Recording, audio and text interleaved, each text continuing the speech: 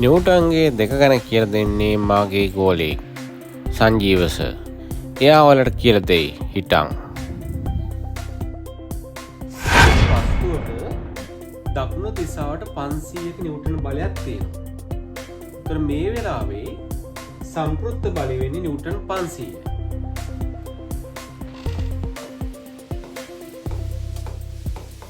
දැන් බලන්න 500 සහ 300 විරුද්ධ දිශාවට තියෙනවා.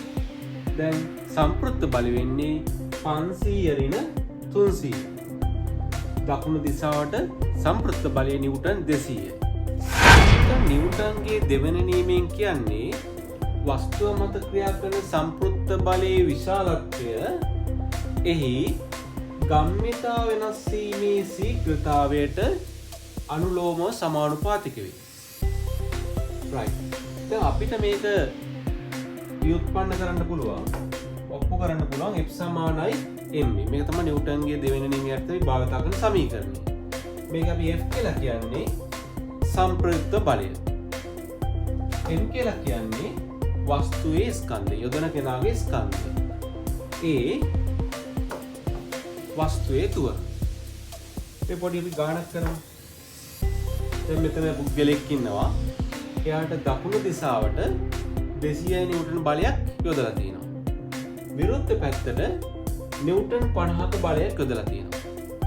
එයාගේ ස්කන්ධය කිලෝග්‍රෑම් 50යි. දැන් අපි යොදමු සම්ප්‍රයුක්ත බලය තියෙන්නේ අපි පේනවා 200 ඍණ 50යි. එතකොට ඒකේ සම්ප්‍රයුක්ත බලයේ විශාලත්වය වැඩි දකුණු පැත්තට. ඒ නිසා අපි F සමානයි m යොදන්නේ දකුණු පැත්තට. F කියලා ගන්නේ සම්ප්‍රයුක්ත බලය. તો දකුණු පැත්තේ තියෙන නිව්ටන් 200ක්. ඊට විරුද්ධව තියෙන නිසා ඍණ නිව්ටන් 50යි සමානයි වස්තුවේ ස්කන්ධය කිලෝග්‍රෑම් 50යි තුවරණේ A. તો 200 ඍණ 50 150යි 150 50ෙන් බෙදුව වෙනවා 3යි.